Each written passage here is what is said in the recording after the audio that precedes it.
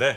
네. 자, 우리 오건영 부부장 정말 팬분들이 많은 우리 오건영 부부장의 경제를 보는 눈 네. 얼리버드로 만나보시면 좋겠습니다. 아니 근데 어떤 분이 어제 그 코엑스 그거는 주말에 방송해 주나요? 그런데 그럼 어떻게 합니까? 돈 내고 오신 분들은 아무리 저렴해도 네. 뭐 그건 좀 어렵습니다. 그거는 여러분 그러면 안 되죠. 네. 가신 분들의 뭐 후기나 이런 것도 좀 참고하시면 어떨까 하는 생각이 듭니다. 모르겠어요. 이제 뭐 찍어놓긴 했는데 보죠 뭐. 네, 알겠습니다.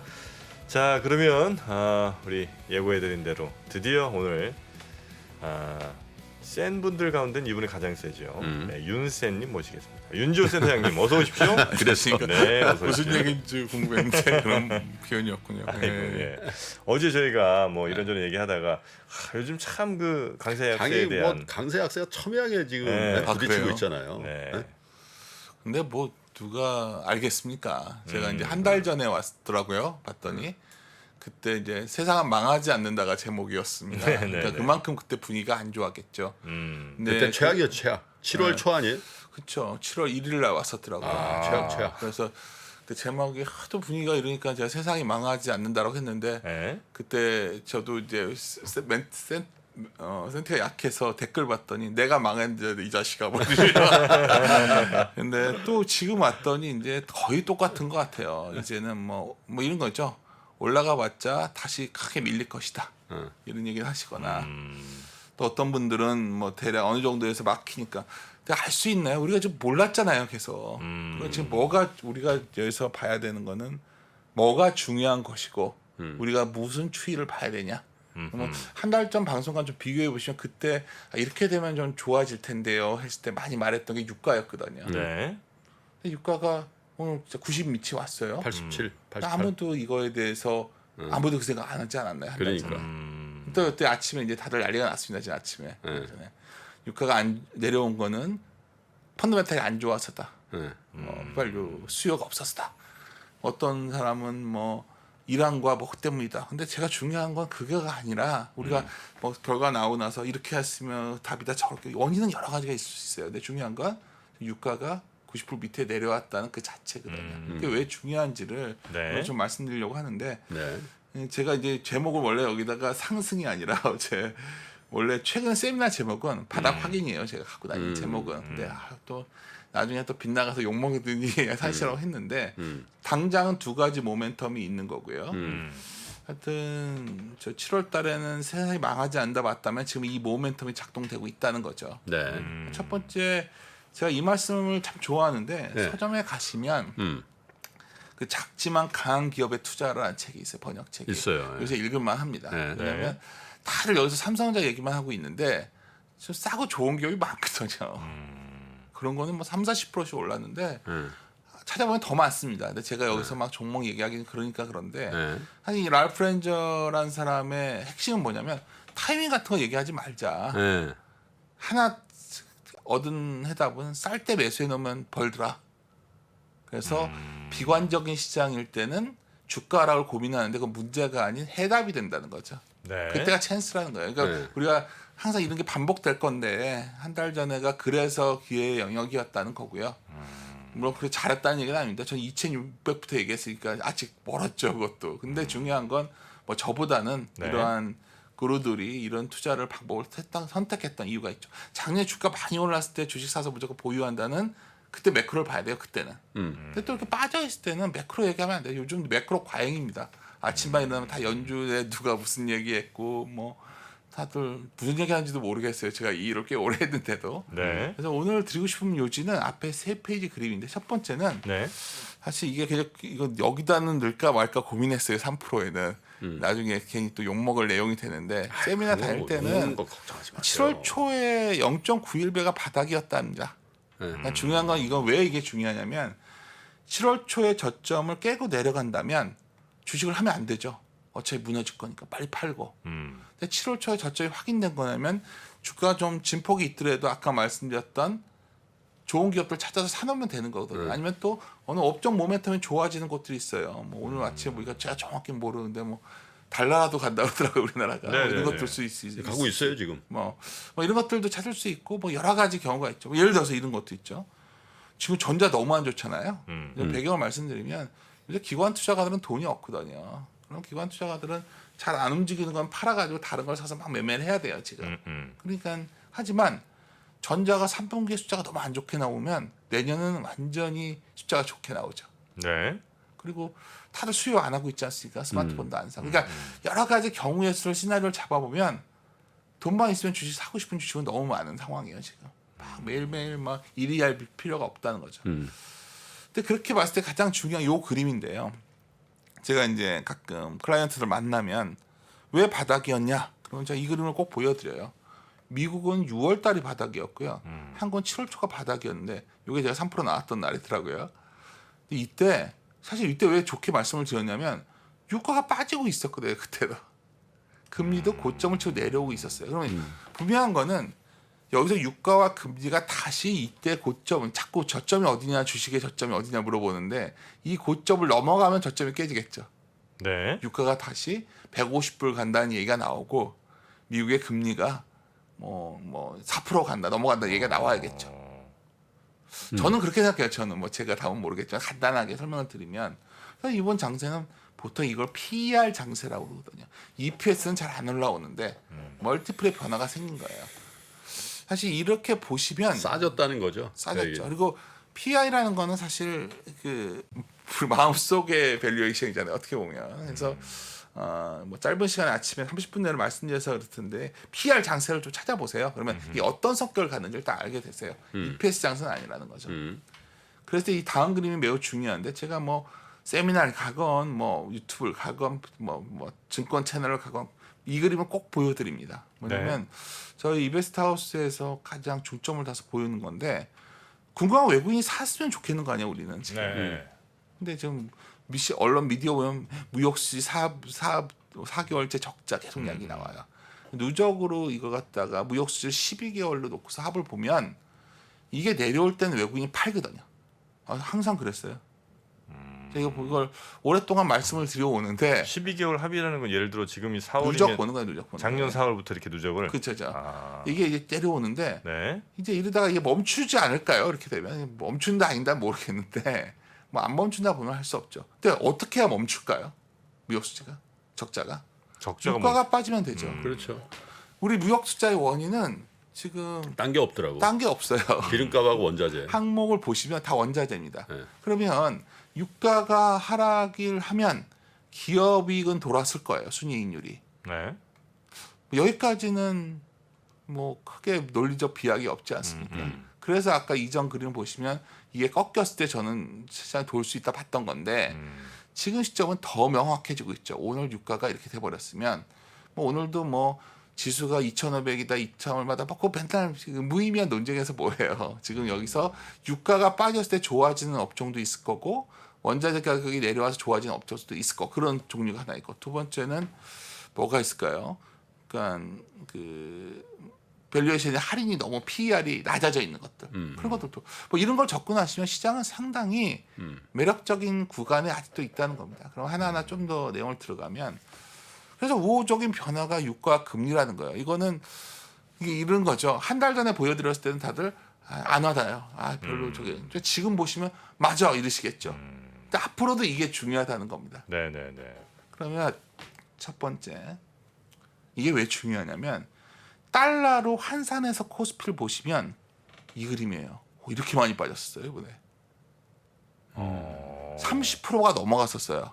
뭐 그 김프로님 아시겠지만 보통 외국인들 입장에서 뭐 약세장 시그널 뭐 여러 가지 있어요. 경기 침체 때 비율 뭐 온갖 통계를 뭐 다 내는데 대략 30% 빠지면 정말 금융위기 같은 거 아니면 돌아섰거든요.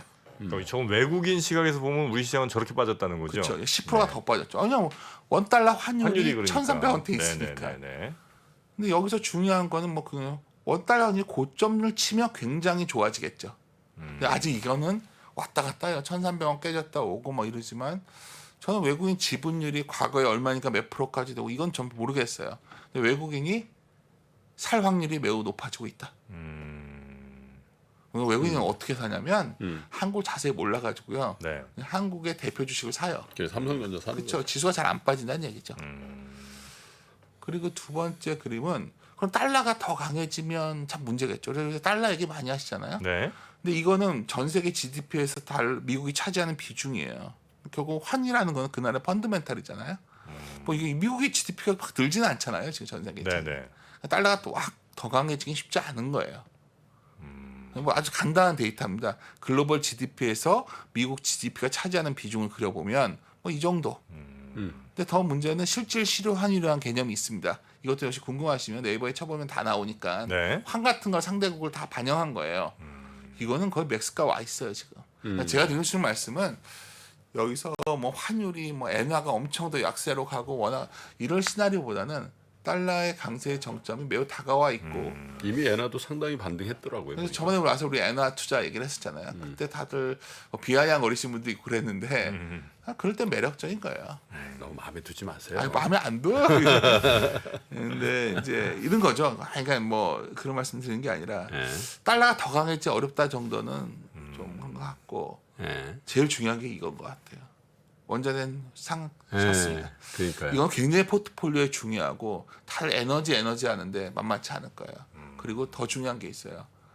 요즘 어떤 분들이 나와서 막 러시아와 우크라이나의 갈등을 막 분석을 해요. 네. 무슨 의미가 있죠?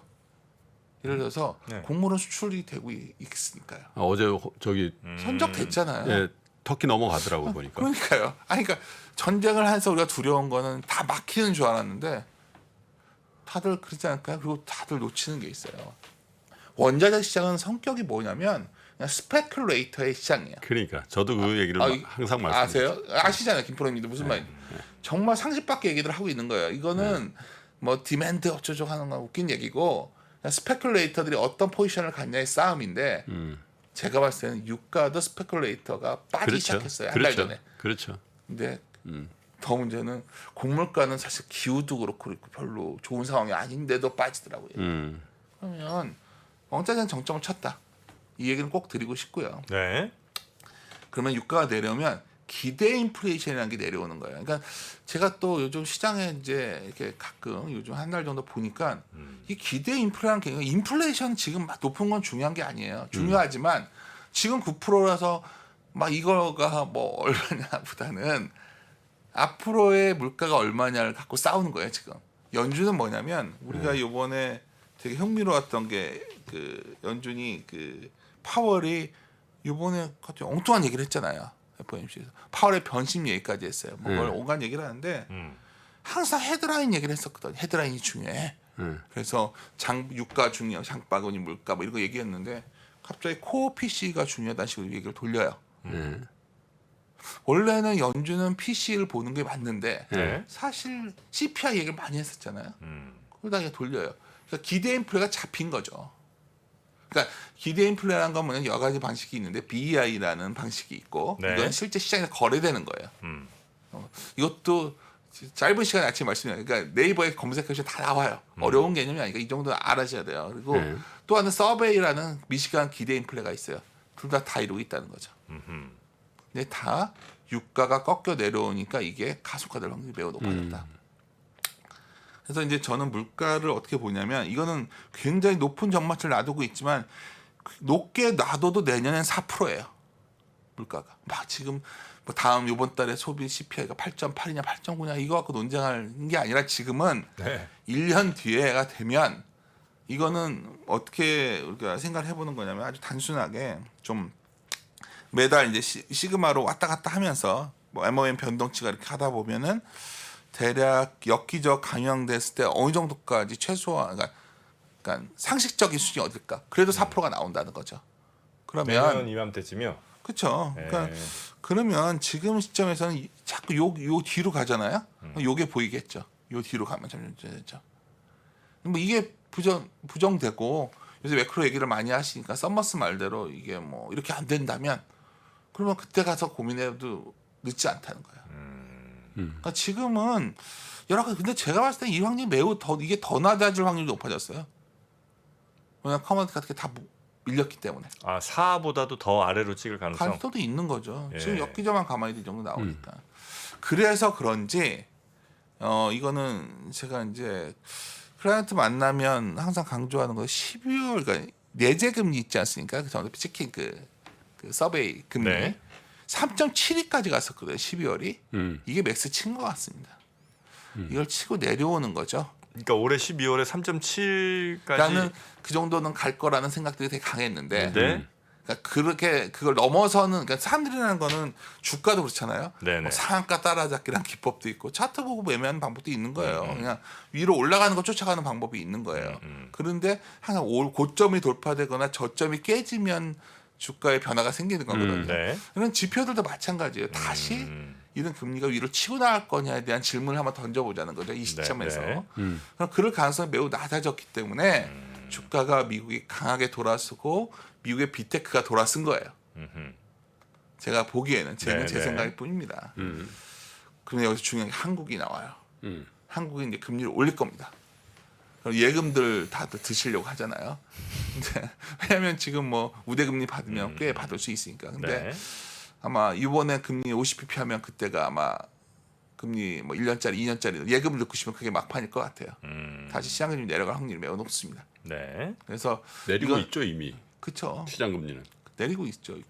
이걸 보여드리는 거예요. 금리가 올려도 시장금리 내려가기 시작해요. 이렇게 더 올라가. 이 국면에 이미 들어갔을 확률이 매우 높다 보고 있죠. 그럼 이게 뭘 가져오는 거냐? 국내 증시의 할인율의 변화를 가져오는 거고요. 네. PEF에도 변화를 줄 거고요. 부동산 다 망한다고 하는데 부동산도 망하진 않을 수준에서 멈출 확률이 높아지는 거죠. 아까 PEF라고 하셨네. PEF 같은 경우 최근에 대환이 안 되거든요. PF PF. 네, 아. 갑자기. 부동산 금융. 그렇죠. 네. 부동산 금융 쪽도 막 언론에서 많이 다루는데 이게 할인율이 변하면 다 변할 수가 있다는 겁니다. 그래서 하여튼 결론적으로 매크로 환경이 우호적이다. 근데 딱 읽고 나오면 다음 문제가 나와요. 그래, 네 말대로 인플레이션 우려가 좀 잠잠해진다 치자. 근데 경기가 안 좋고 실적이 안 좋지 않냐? 이거 3분기에 실적 쇼크 나면 다 무너진다. 뭐 이거 아닙니까 네. 지금? 네. 근데 제가 그래도 3프로의 정프로님이나 김프로님 만나뵈면 작년에 제일 많이 말씀드렸던 게 이익 추정치가 너무 높다였어요. 아, 맞아요. 제가 작년에 빈다한 거죠. 그러니까 저는 내려와야 되는데 왜 안 내려오지? 근데 이제는 또 너무 내려오려고 하는 것 같아요. 왜냐하면 환이 워낙 우리나라는요 수출기가 많아서 원화가 약하면 실적이 좋거든요. 자동차가 요새 갑자기 자동차 얘기를 나오고 하는 배경이 그런 건데 하여튼 기대가 낮아지고 있다는 걸 보여드리고 싶어요. 다음 페이지 볼게요. 그럼 이제 다들 요즘 이제 다시 ISM 제조업 지수만 얘기하고 있어요. 왜냐하면 편하거든, 제일 쉽고 지표 네. 중에서. 네. 근데 ISM 제조업 지수 중에서 가격 지수라는 게 있어요. 근데 많은 분들이 오해를 하시니까 말씀드리는데 가격 지수라니까 마치 이게 인플레 지표인 줄 아시는데 하여튼 그 인플레에 대한 고민들을 그 산업 회사들이 제조업 회사들이 하고 있다는 거예요. 이게 대략 18개 중에서 12개 산업이 다 원자재 가격에 대한 증가를 부담 느끼고 있다는 거예요. 그럼 이게 어떻게 보면 되게 안 좋은 거죠. 그러니까 인플레 가격 지수라니까 이 인플레율이 떨어졌다 이런 해석은 잘못된 거고 네. 다들 원자재 가격 부담을 느끼고 굉장히 부정적으로 간 거죠. 그러니까 근데 ISM 제조업 가격 지수라는 게 자, 우리가 알고 서베이 내에 있어요. 네. 그게. 근데 이제 이거는 사람들이 인플레에 대한 부담을 얼마나 느끼냐를 나타내 주는 거예요. 저는 그러니까 뭐냐면 이제 네. 인플레가 이게 최소한 인플레가 감소했다 이렇게 해석해서는 안 된다는 거예요. 네네네. 가격 지수가 내려왔으니까 인플레가 내려왔다가 아니라 그 부담을 많이 느끼고 있다는 거죠, 가격에 대한. 근데 이게 이렇게 꺾였다는 건 경기 침체를 되게 안 좋은 거죠. 그리고 보통 기업들이 어떤 행동을 하냐면 이렇게 되면 네. 재고를 갖다가 줄이려고 하거나 생산을 줄이겠죠. 다음 페이지 보면 그래서 ISM 제조업 지수 보면 신규 주문이 있어요. 이거 우리나라 수출과 관련이 높고 재고가 있어요. 근데 재고는 늘고 신규 주문은 주니 굉장히 안 좋아지고 있는 거죠. 이렇게 안 좋다니까요. 안 좋은데 여기서 좋다고 할 때는 되게 위험했다는 거예요. 동일한 데이터를 제가 계속 많이 보여드렸으니까. 근데 이만큼 내려왔으면 이제는 여기서 이 도는 시점을 찾아야 되는 거 아닐까요?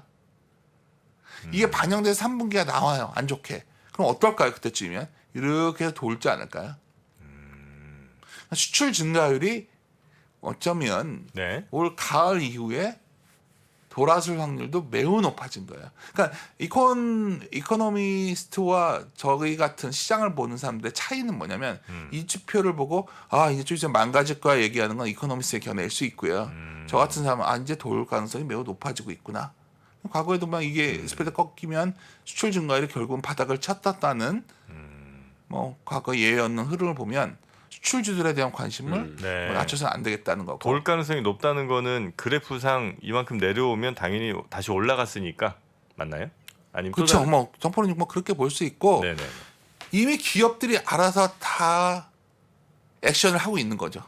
그러니까 뭐 더 공상하게 얘기하면 재고 조정 사이클이 시작된 거죠. 그러니까 재고 조정 사이클, 그러니까 미국에도 보면 성장률 보시면 재고가 마이너스 2%가 나왔거든요. 약간 숫자로 말씀을 드리면, 네. 그러니까 근데 우리가 경기가 돌아서려면 어떻게 해야 돌아서죠? 기업들이 재고를 떨이해야 경기가 돌아서지 않을까요? 네. 지금 재고를 계속 쌓아가고 있다면 문제가 되겠지만 여하튼 제가 드리고 싶은 말씀은 지금 지표가 안 좋게 나오는데 네. 여기서는 약간 안 좋아졌을 때는 되게 조심스럽지만 이미 이 정도 확인되고 있을 때는 상당히 의미 있는 영역에 다가서고 있다 보는 게 맞고요. 그래서 애널리스트들이 실적을 다 조정하고 있어요. 특히 딱 보시면 2023년에 추정치는 푹 무너지기 시작합니다. 지금 3분기 되면 이렇게 내려올 것 같아요. 그럼 내년에 뭐 순이익을 근데 그래도 올해보다 내년 수익이 늘 거고 확률이 매우 높은데 제가 보기에는 이와 같은 이런 상황입니다. 그래서 또 이 컨셉이라는 게 이게 좀 우리의 어떤 좀 우리의 모습을 드러내는 걸 수 있는데 전체적인 유동성이 줄잖아요. 네.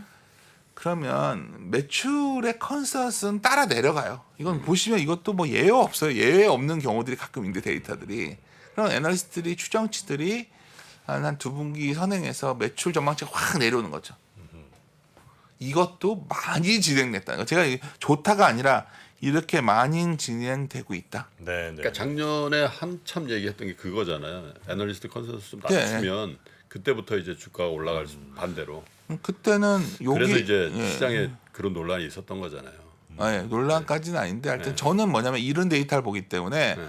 이게 여기서 꺾이면은 이게 같이 내려와 줘야 주식을 해볼 만한데 네. 그래서 작년에는 그렇게 좋지는 않게 봤던 거예요. 근데 제가 보는 툴, 제 방법이 정답은 아니겠지만 제가 보는 관점에서는 의미 있는 레벨에 다가서고 있다는 거죠. 이거를 단순하게 안 좋다 얘기하기에는 이미 이 컨센서스 반영을 해오고 있다는 거고요. 네. 혹시 그 뭐 당연히 예. 다 계산하시겠습니다만 또 이제 물가가 뭐 4%로 내려가든 뭐 어떻게 되든 간에 예. 사람들이 이걸 계속 지금 이 가격에 살 수 있는 여력이 있나 이게 참 궁금한데. 제가 봤을 때는 항상 이럴 때 드리고 싶은 말씀이 네. 내출 포켓에 돈이 없다고 남한테 없는 건 아니더라고요.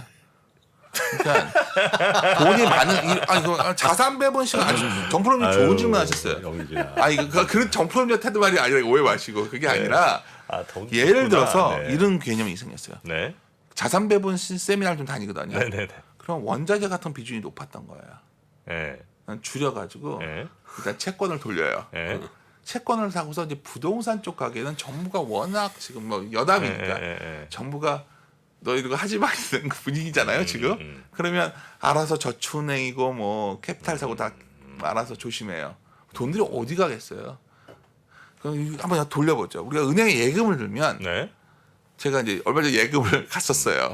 네, 우대금리 달라. 네. 3.6까지 주더라고요. 1년 만기가? 1년 만기 3.5까지 돼요. 얼마 전에 금리 이럴 때 김프로님 그 정도는 줬어요. 근데 많은 사람이 채권 얘기를 하는데 저는 채권 샀어요. 3.4. 이제 채권 전문가시니까 이제 채권 뭐 여러 가지 그걸 좀 기간 같은 거 다 고려해서 해야 되잖아요. 그리고 복잡하잖아요. 쿠폰 같은 거 봐야 되고 막 그런 거를 저는 귀찮아서. 근데 제가 그날 나오면서 그 생각했어요. 에이 이럴 바에는 은행주 사는 게 낫겠다 생각이 드는 거예요. 지금 되게 안 좋지만 왜냐하면 은행주가 지금 배당 같은 게 중간 배당 빼도 6, 7% 나오거든요. 네. 정부가 은행은 배당을 안 주게 한다고 하니까 내려오지만 사실 지금 가격이 내년에 유지만 돼도 그 정도고 좀만 반등이 나와도 10에서 15%가 나올 수 있는 거예요 은행주에. 그러니까 투자라는 건 이런 거 아닐까요? 그러니까 제가 은행주가 좋다 얘기가 아니라 네. 네. 지금 돈이 있는 사람들 입장에서는 여러 자산 중에서 선택해 보기 굉장히 주식이 매력적으로 보일 수 있다는. 그래서 세버렸는데 그때 재밌는 거는 이 금융 여건 지수라고 파이낸셜 컨디션 인덱스라는 건데 이것도 흥미로워요. 이게 원래 이게 하이드 스프레드 같은 거 연결되는 건데 네. 요번에 제가 오늘은 억지로 그림을 안 가져왔어요. 저번에 하이드 스프레드가 치고 올라가면 문제일 수 있다. 내가 6% 갔다 치고 내려왔을 때 5% 깨졌거든요. 네. 근데 보통 위기 때 그러면서 여건 지수가 그래야 꺾였는데 이번에 하이힐드 스프레드 알아서 내려오고요. 금융 여건 지수도 개선되고 있어요. 이거를 뭐 연준이 다시 돈을 푼다 이렇게 확대 해석하시지 말고요. 최소한 시장에 있는 돈의 여건이 그렇게 막 과도하게 그 회수하는 그런 분위기는 아니라는 걸 보여드린 겁니다. 금융 여건 지수라는 거는 돈이 돈이- 얼마나 좀 그쵸. 자유롭게 풀려 있냐, 떠다니느냐 이런 그쵸, 거예요. 네. 그쵸. 근데 그럼에도 불구하고 네. 사실 경제를 보고 있으면 내년이 약간 안 좋죠. 이거 보시면 이게 다 내려올 거니까 산업 생산도 내려올 거고 여기 설비 가동률도 떨어지겠죠. 재고 떨이를 해야 되니까 재고 사이클을. 네. 이게 이제 결국 실적에 어떻게 주고 시장에서 어느 정도 영향을 주냐. 근데 이건 상단에 관한 부분이에요. 상단. 상단이 PBR 한 배로 갈 거냐, 1.1배로 갈 거냐, 뭐 이 정도에 대한 고민이죠. 2,600이냐, 뭐 2,800이냐. 네. 하지만 동시에 또 기간 동안에 이익이 좀만 개선되면 또 분위기 확 달라지는 거예요. 우리가 지금 시점에서 멈춰 있다 보시면 안 되고 이 시점에서 그럼 내년에 어떻게 될까요? 만약 내년에 생각보다 한 점만 기업이익이 좀 좋아져도 네. 기업이 확 바뀌어요. 워낙 크게 적자가 났으니까. 그렇죠. 단순한 얘기를 드리는 거예요. 그런 얘기를 서로 요새 여의도에서 많이 하거든요. 네. 그래서 이 재고 사이클이 진행 중인데 이 사건이 이게 내려올 때까지 주가가 무너진다 이런 시나리오보다는 이번에 바닥을 확인했고 우리는 그 시점에서 뭘 해야 되냐에 집중해야 된다는 거죠. 특히 이 수정 비율도 이게 이제 미리 애널리스트의 추정치가 얼마나 지금 그 적용돼 가고 있냐 보는데 많이 내려왔어요 이것도. 그래서 요 그림의 가능성이 매우 높습니다. 실적은 안 좋아져요. 실적이 안 좋아지는데 주가는 이렇게 올라왔을 때가 있어요. 에너지 전망치는 내려오는데 주가가 올랐을 때 이때가 보통 이런 상황입니다. 그러니까 그래서 경기가 안 좋아지는데 주가가 돌아설 때가 이러한 소위 모든 여건들이 좀 악화됨의 마무리 국면에 왔냐 아니냐가 매우 중요한 거거든요. 네, 네. 그래서 저는 최근에 그 이러한 흐름이 시작됐다 보고 있고 물론 이러고 나서 바로 이렇게 강하게 올랐으려면 같이 이게 강하게 올랐을 때 좋아지죠. 그거는 당장 자신하기 힘들지만 이럴 수도 있는 거예요. 뭐 이런 국면이나 이런 국면이라든가 의외로 큰 장의 출발점일 때도 있었어요. 제가 우리가 불과 한 달 전 그리고 작년에 이 시점에서 올해 시장을 아무도 알 수 없었듯이 네. 이 시점에서 중요한 건 다시 우리가 돌아가서 이런 변화를 야기시켰던 환경이 지속될 것이냐. 이게 매우 중요한 포인트가 될 수 있고요. 네. 제가 보기엔 시장은 이러한 우려보다는 상당히 개선돼 가고 있다는 거예요. 그래서 두 가지 모멘텀인데 이거는 제가 뭐 때문에 싸니까 올라왔다는 게 있고요. 또 하나 숏스퀴즈가 많이 발생하고 있어요 지금. 그냥 안 좋게 본 사람이 너무 많았거든요. 네. 그러니까 안 좋게 보니까 여기저기서 숏을 치고 많은 분들이 기관만 그걸 하시는 줄 아시는데 CFD 계좌 같은 데는 숏을 칠 수가 있어요. 네, 네, 네. 엄청나게 숏이 많았습니다. 이거는 장을 안 좋게 보는 사람들이 매우 많았다는 거죠. 그러니까 개인들도 CFD 계좌를 통해서 숏을 많이 쳤다는 그렇죠. 거죠. 네. 시간이 다 됐나요? 그러면 아니, 저런 거 사는 분들 많잖아요. 곧버스 곧버스. 그거는 드러나는 거고 그러니까 종목별로 보면 그래서 이제 보시면 개인 순매수 1등이던데. 맞아요. 고버스가. 뭐 이거는 여기서 하여튼 데이터를 보면 네. 자꾸 기관이 공매만 말씀하시는데 개인 담화들 큰 사람들도 만만치 않다. 하방을 잡았던 거예요. 근데 네. 이제 중요한 건 전체 시총 비중을 보면 하여튼 IT가 되게 안 좋죠. IT가 안 좋은 거는 기관들은 이거 같아요. 이거 팔아가지고 다른 거 사겠다. 당장은. 근데 여러 보시면 은근히 올라오는 것들 중에 막 섞여 있죠. 조선 같은 게 있고요. 여기 잘 찾아보면 상당히 모멘텀이 강한 것들이 꽤 있다는 거죠. 뭔지 한번 보여주세요. 근데 뒤에 이제 말로 말씀드리는데 그냥 그 뭉뚱그리면 네. 결국 공급망 우려가 완화되면서 좋아지는 것들이 미리미리 선반영돼 가고 있는 거죠. 지금부터 지나고 나면 자동차도 더 팔릴 것 같고 네. 사실 이런 컨셉을 계속 생각해 보시면 물가가 낮아지면 가격 정화 가능하다 보니까 음식료들도 은근히 움직였었고 네. 사실 이거를 다른 말로 하면 내년 정도에는 또 이게 완화가 되면 IT도 좋아지겠죠. 그러니까 모든 종목 기업들을 보실 때 컨셉 중에 핵심은 너무 뭐 이슈 테마보다는 공급망 우려, 아까 말했던 여러 가지 우려가 완화됐을 때 어디가 좋아지냐를 해보면 네. 아까 뭐냐 물어보시는데 그냥 드러난 것만 봐도 음. 뭐 현대 위퍼 같은 건 막 치고 나가버리잖아요. 그리고 뭐가 있을까요? 그리고 뭐 하여튼 종류별로 보면 같은 섹터 내에서도 대우조선해양과 이게 다르듯이 굉장히 그 차별화된 흐름들이 최근에 강화되고 있어요. 네. 우리가 이제 커버하는 종목이니까 중소형주 중에서도 제2 무슨 회사가 있는데 저희가 이제 그 회사 같은 경우에도 커버를 하지만 탐방 갔다 와서 자료 낼 때 별로 기대 안 했거든요. 근데 하여튼 여러 가지 이러한 우려들이 완화되면서 주가는 상당히 흐름이 좋아지는 형태가 나오는 거죠. 그래서 제가 이렇게 좀 이런 종목 말할 때 그 애널리스트를 조심하는 게 하도 그러니까 이해해 주시고 네. 이건 굉장히 중요한 컨셉이라는 거예요. 공급망 우려가 완화되고 있다는 거는. 두 번째는 동일해요. 중간재 가격이 안정되니까 쉽게 말해서 기업들 중에서 뭐 지금 당장은 아닌데 제일 많이도 물려 있는 섹터가 또 뭐가 있냐면 건설주들이에요. 그렇지. IS 뭐죠? DLEAC 같은 게 한 0.2배, 네. GS 건설 0.4배거든요. PBR. 그렇죠. 근데 이유를 찾아보면 아주 간단해요. 우리가 새로운 정부가 들었으면 뭐 규제를 되게 완화해 줄 줄 알았죠. 대표적인 분양가 상한제 같은 것들. 그래서 대선 이후에 급등했었죠. 그래서 올랐죠. 뭐 저도 뭐 건설주 해야 되는 거 아니냐 뭐 말하고 그랬었는데 이런 것 때문에 멈추고 또 하나 그거가 가장 큰 문제고 또 하나는 건축비가 올라온 거였잖아요. 그리고 제가 봤을 때는 위가 열리는 거는 소위 규제 완화 정책이 나오면 좋은 건데 하여튼 밑단을 잡아주는 이유도 건설 비용들이 더는 안 올라갈 것 같지 않습니까? 예를 들어서 이런 거를 같이 중간재 가격이 진정된다는 말씀을 드렸는데 뭐 이런 것들에 해당되는 기업들과 종목이 상당히 많습니다 지금. 네. 그러니까 지금 제가 봤을 때는 매일매일 연준이 어떻게 된다 이 고민하는 시간에 이런 것도 좀 지져보시면 그 오히려 굉장히 시장이 해볼 만하다는 거고요. 또 하나 이 사례도 보여드리고 싶어요. 또 하나 장을 안 좋게 본 사람이 정말 많았다는 증거 이런 증거예요. LG 에너지솔루션은 시총이 너무 크잖아요.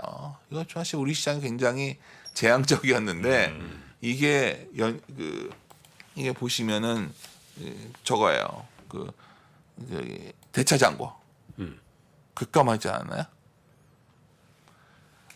공매도 잔고가 공매도 잔고도 이건 개인권 포함 안 되지만 되게 줄어들고 대차 잔고 빌려가는 것들 네이키드가 안 되니까 빌려서 해야 되잖아요. 네. 이것도 이렇게 무너진 거예요. 그러니까 LG 에너지솔루션을 다들 안 좋아했잖아요. 에코프로비언 같은 건 좋아하지만 네. 이거는 안 된다. 그리고 뭐 사실 보호에서도 풀리고 그러니까 대표적으로 안 좋았던 걸 보여드린 거예요. 이렇게 안 좋은 게 왜 돌아섰을까? 여러 가지 그러한 아까 여러 가지 오늘 얘기를 했지만 뭐 이걸 어떻게 짧은 시간에 다 말을 하겠어요. 그렇죠. 수급 쪽에서도 다 이쪽에 쏠려 있었다는 거야. 매도 쪽에. 그러니까 뭐 게임주도 갑자기 한 번씩 돌고 근데 이게 뭐 지속 가능하지는 않다 보지만 여전히 이쪽 여러 군데 다들 그냥 굉장히 그 부정적으로 포지션들을 쌓아놓고 있다. 네. 그러니까 롱숏 펀드를 이렇게 보면 제가 이제 과거에 보면 롱숏 펀드를 딱 보시면 롱이 100, 숏이 110 이런 곳이 많았어요. 숏이 비중이 더 높은 거죠.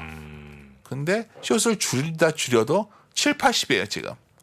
예를 들어서 롱을 많이 못 돌린 거죠. 그러면 롱을 돌리는 국면이 시작되지 않았을까요? 저는 그렇게 생각합니다. 네, 네. 그래서 이런 거죠. 반도체 같은 경우에도 아니 뭐 요번에 DRAM 고정가 보면 DDR4가 한 15%까지 빠졌어요. DDR5가 18%, 20%. 근데 과거에 이렇게 빠진 뒤에 여기서 이제 바닥을 잡아가면 주가는 그때부터 돌기 시작해요. 근데 지금 그럼 왜 기관들은 왜 이걸 열심히 안 사냐? 돈이 없으니까. 이거는 좀 시간 걸릴 것 같으니까 다른 것부터 하지만 네. 뭐 내년을 바라보시는 분들이라면 뭐 삼성전자 주주들이 개인들이 많다고 하시니 이런 분들은 뭐 별 문제될 건 걱정 없다. 예. 그리고 이제 이거 마지막에는 제가 하워드 마스에 관련 글인데 이거는 제가 제목을 달았던 이유를 든 건데 뭐 여러 가지 얘기를 하지만 악재 플러스 심리 위축이라는 가격하라는 악재 때문에 빠진 게 아니라 악재에다가 심리 위축이라는 게 덧붙여져서 보통 빠져요. 근데 심리 위축만 변해도 악재가 남아 있어도 주가는 돌았습니다. 이건 하워드 막스가 했던 말인데 네. 제가 뭐 이것도 마지막에 한번 읽어보시라고 넣어놓은 프로에 거고. 나왔었잖아요. 그리고 최종적으로는 이제 결정론에 관한 책인데 결정을 미루려는 사람들이 많이 늘어날 것 같아요. 이런 거죠. 현상 지금- 유지를 누구나 하고 싶거든요. 지금 그런 상태인 것 같아. 그리고 최대한 리스크는 피하고 싶어요. 그렇죠. 그래서 사람들 눈에는 부정적 근거만 수집하고 싶은 거예요. 이거는 그 투자에 관한 게 아니라 결정 장애자들이 보통 하는 방법인데, 네. 근데 이게 저도 마찬가지. 모든 결정을 계속 미루는 사람이 늘어날 때 그 기회는 결정을 생기는 미루고 있는 결정은 네. 옳은 판단이 아닌 확률이 매우 높다는 거죠. 막판에 쐐기를 박으시네. 그러니까 저는 장이 올라간다는 얘기는 아니에요. 제가 제목 아침에 바꿨던 게 바닥이 그게 아니라는 생각을 하는 순간 많은 그림이 달라지는 거예요. 근데 대다수의 사람들은 지금도 저번에 저점이 바닥이 아니라고 생각하기 네네네. 때문에 결정을 미루거나, 그건 바닥은 바닥이다. 그러니까 그 얘기를 적는 게 되게 망설여지는 거죠. 김프로님 여기서 와서 제가 몇 개월 뒤에 아니 우리끼리 솔직하게 얘기하는 거. 원래 세미나 제목은 네. 공식적인 세미나 제목은 바닥 확인이에요. 이 상승이 아니라. 네. 제가 어제 갑자기 제목을 여기만 바꿔 보냈어요. 왜? 그랬는데 뭐 저희 다시 말씀드리면 제가 알 수 없죠. 아니 근데 올해 다시 주식을 사야 된다고 입장을 바꾼 게 몇 월 달이셨죠? 아 근데 2,600원부터 얘기했으니까 욕 많이 먹었죠. 근데 저는 원래 근데 어떤 분이 계속 롱만 내치는데 상당히 가장 작년에 배열이 시한 맞아요. 시간 가는 때 윤지호 센터장이었지. 그렇죠. 뭐 근데 작년에. 모든 사람이 다 기억할 수는 없지만 아니, 저는 작년에 아니 그건 뭐 명확한 사실이니까. 그렇죠. 근데 요즘 들어서 또 당황스러운 거는 예.